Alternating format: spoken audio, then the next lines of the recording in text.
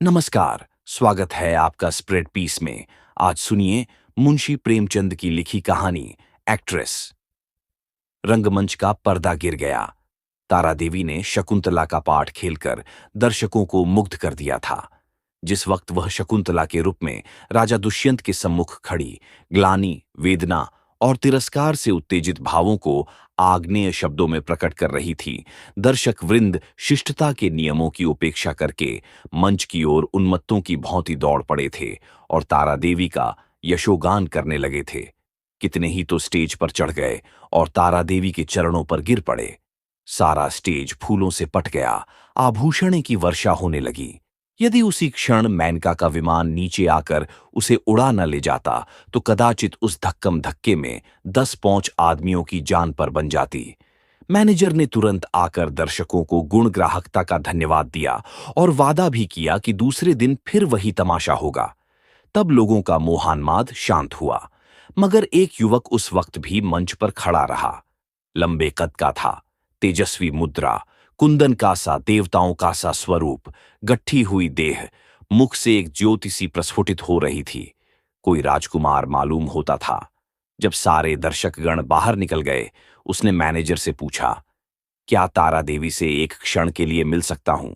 Manager ने उपेक्षा के भाव से कहा, हमारे यहां ऐसा नियम नहीं है। युवक ने फिर पूछा, क्या आप मेरा कोई पत्र उसके पास भेज सकते हैं? मैनेजर ने उसी उपेक्षा के भाव से कहा, जी नहीं, क्षमा कीजिएगा, यह हमारे नियमों के विरुद्ध है। युवक ने और कुछ न कहा, निराश होकर स्टेज के नीचे उतर पड़ा और बाहर जाना ही चाहता था कि मैनेजर ने पूछा, जरा ठहर जाइए, आपका कार्ड? युवक ने जेब से कागज का एक टुकड़ा निकलकर कुछ लिखा और दे दिया। मैनेजर ने पुर्जे को उड़ती हुई निगाह से देखा। Kunwar Nirmalkant Chaudhary, O P E. Manager की कठोर मुद्रा कोमल हो गई। कुंवर निर्मलकांत, शहर के सबसे बड़े रईस और ताल्लुकेदार, साहित्य के उज्ज्वल रत्न, संगीत के सिद्धहस्त आचार्य, उच्च कोटि के विद्वान, 8-10 लाख सालाना के नफेदार, जिनके दान से देश की कितनी ही संस्थाएं चलती थीं, इस समय एक क्षुद्र प्रार्थी के रूप में खड़े थे।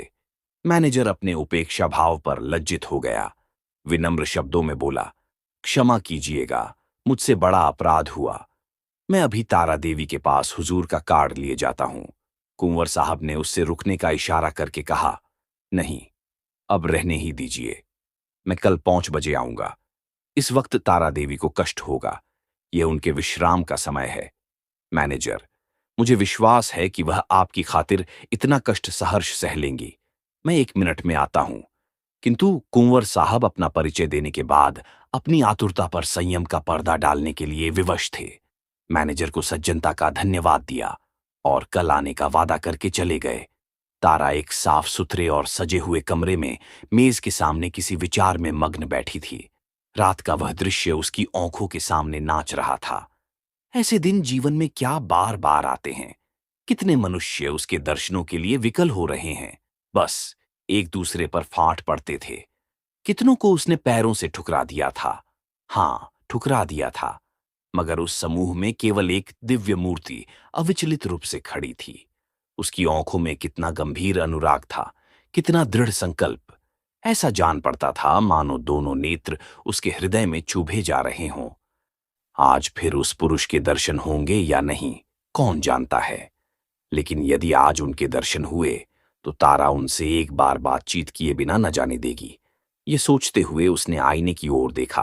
कमल का फूल सा खिला था। कौन कह सकता था कि वह नव विकसित पुष्प 33 बसंतों की बहार देख चुका है। वह कांति, वह कोमलता, वह चपलता, वह माधुर्य किसी नव यौवना को लज्जित कर सकता था। तारा एक बार फिर हृदय में प्रेम दीपक जला बैठी। आज से 20 साल पहले एक बार उसको प्रेम का कटु अनुभव हुआ था। तब से वह एक प्रकार का वैधव्य जीवन व्यतीत करती रही। कितने प्रेमियों ने अपना हृदय उसको भेंट करना चाहा था, पर उसने किसी की ओर आंख उठाकर भी न देखा था। उसे उनके प्रेम में कपट की गंध आती थी, मगर आज उसका संयम उसके हाथ से निकल गया। एक बार फिर आज उसे हृदय में उसी मधुर वेदना का अनुभव हुआ जो 20 साल पहले हुआ था।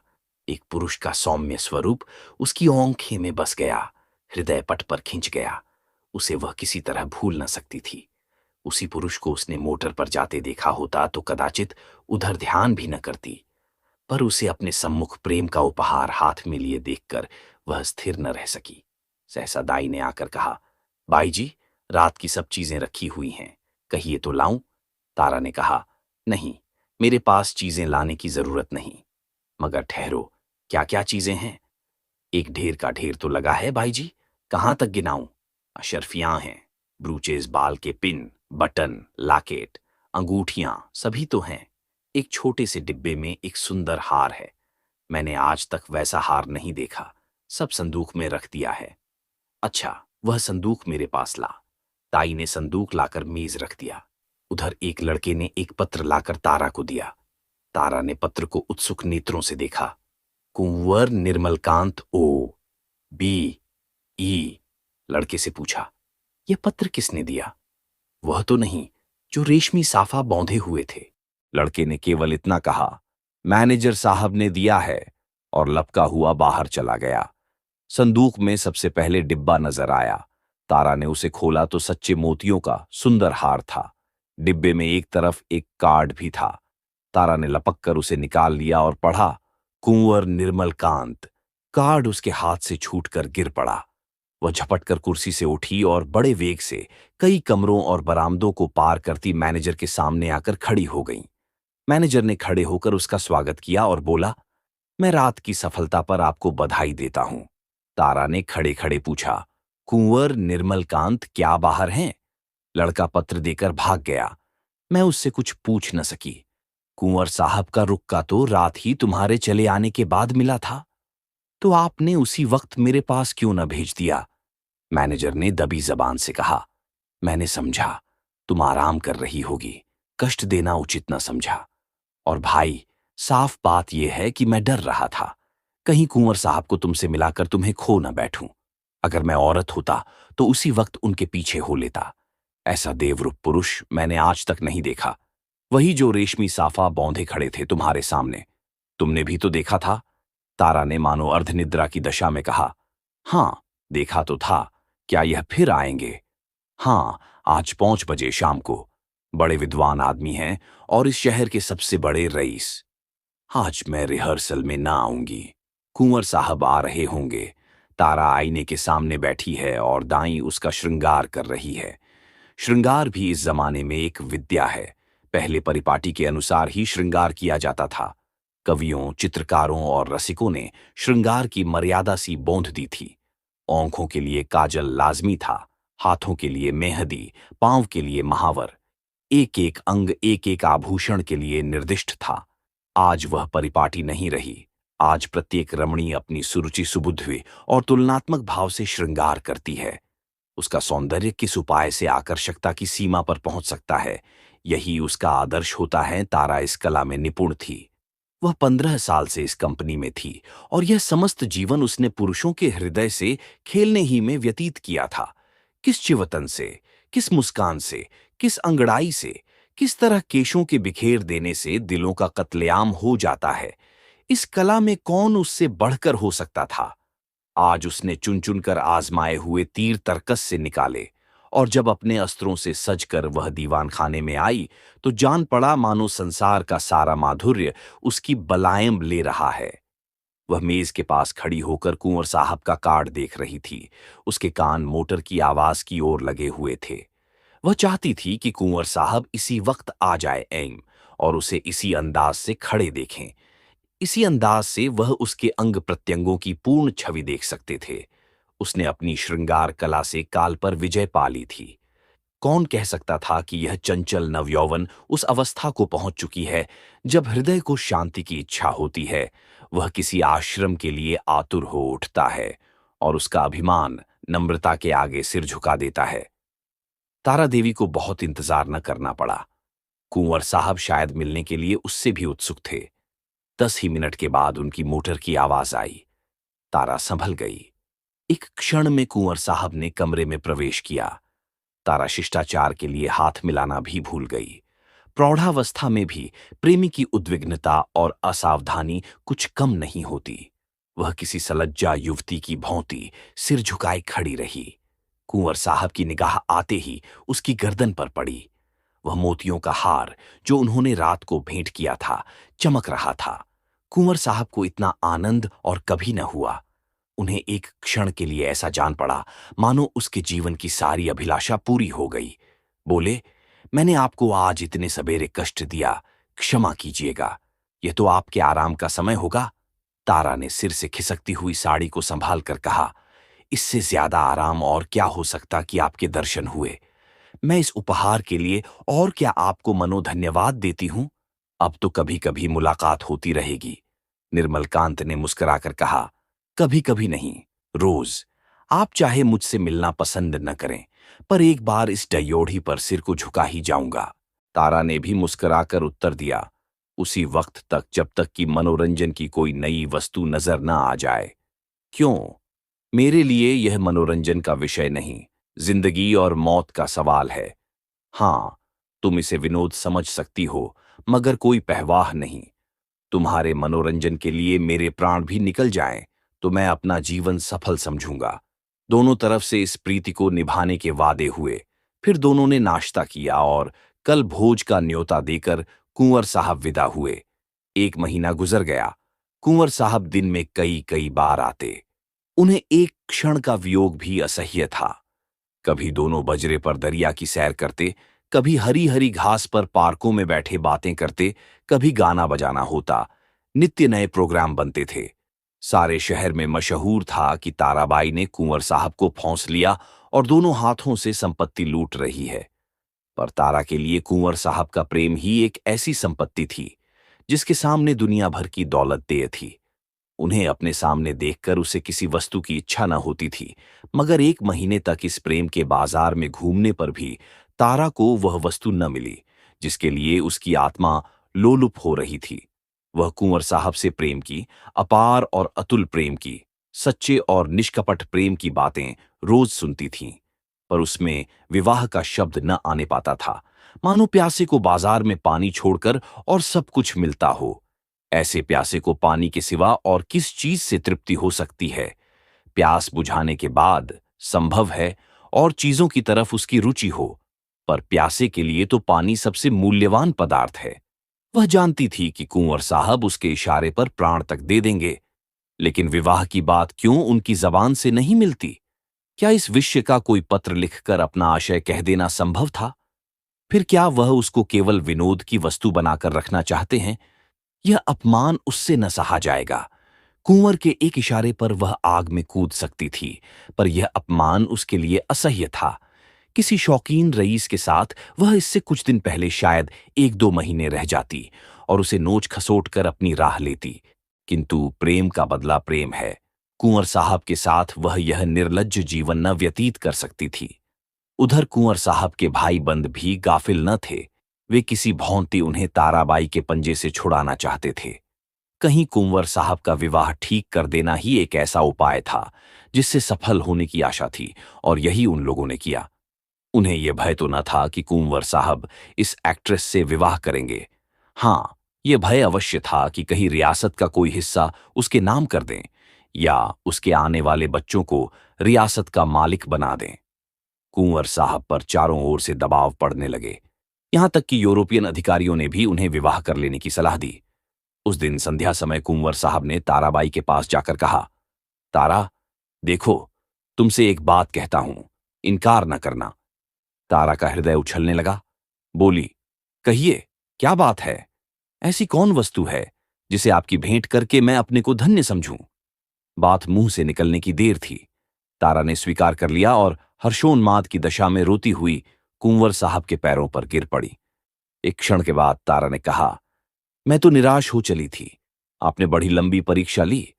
कुंवर साहब ने जबान दांतों तले दबाई, मानो कोई अनुचित बात सुन ली हो। यह बात नहीं है तारा। अगर मुझे विश्वास होता कि तुम मेरी याचना स्वीकार कर लोगी, तो कदाचित पहले ही दिन मैंने भिक्षा के लिए हाथ फैलाया होता, पर मैं अपने को तुम्हारे योग्य नहीं पाता था। तुम सद्गुणों की खान हो और मैं जो कुछ हूं वह तुम जानती ही हो।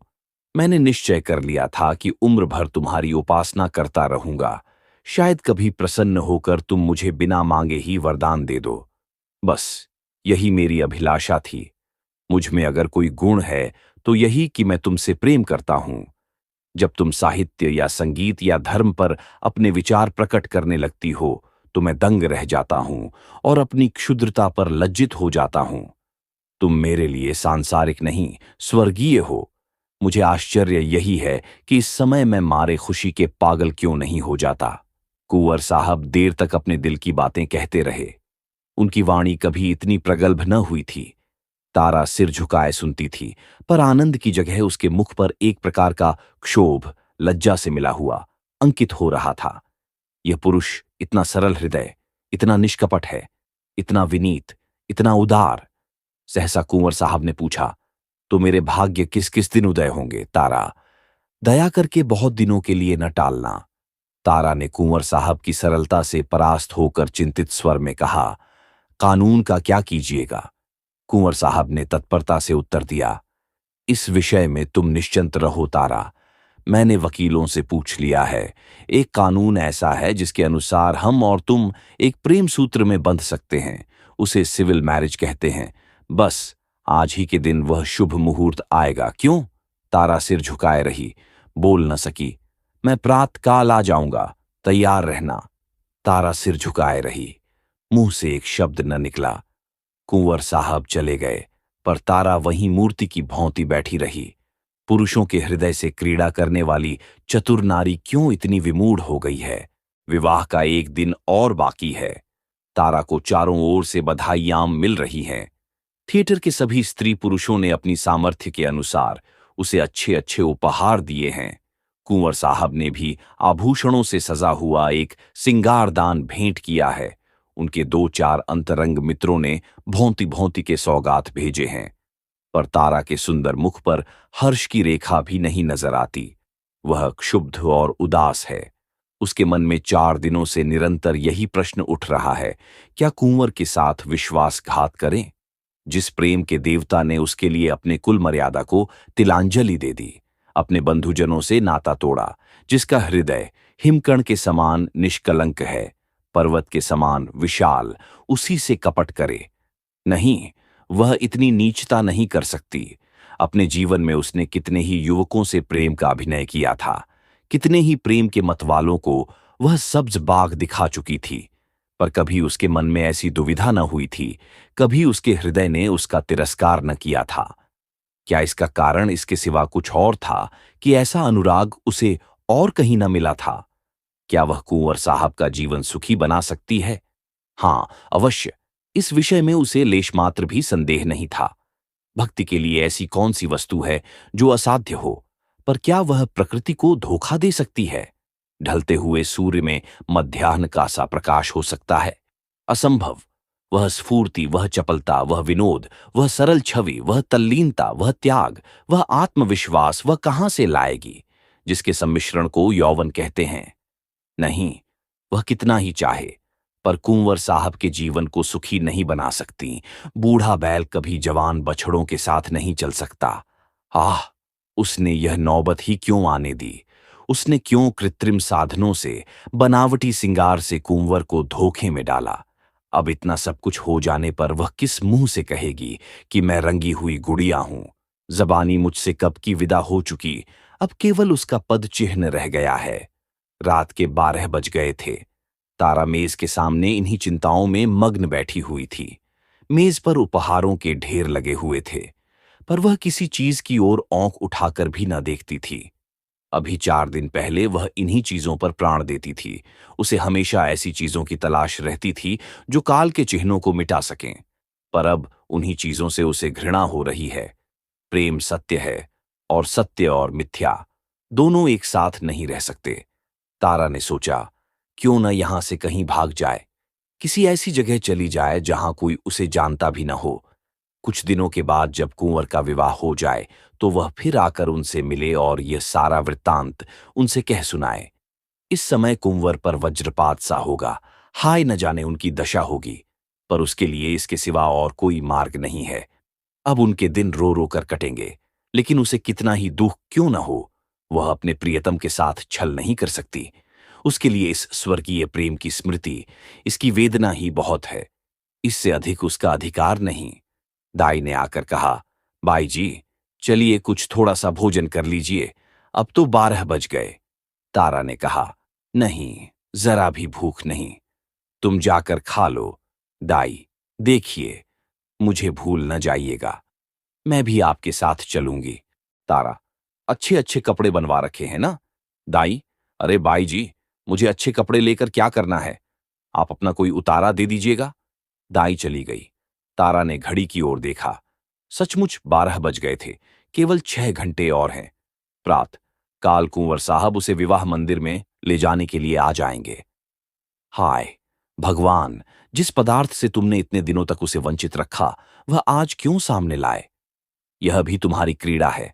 तारा ने एक सफेद साड़ी पहन ली, सारे आभूषण उतार कर रख दिए। गर्म पानी मौजूद था। साबुन और पानी से मुंह धोया और आईने के सम्मुख जाकर खड़ी हो गई।